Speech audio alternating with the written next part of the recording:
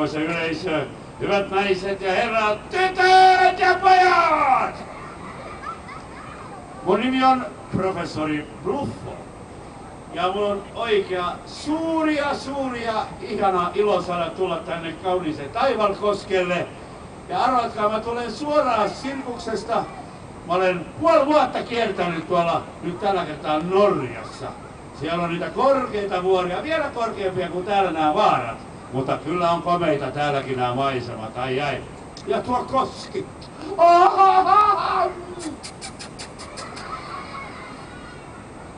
Ja me tullaan tänään teille ton 4 Niilon kanssa tekemään maan ja taivaan väliltä ihan kaikkea.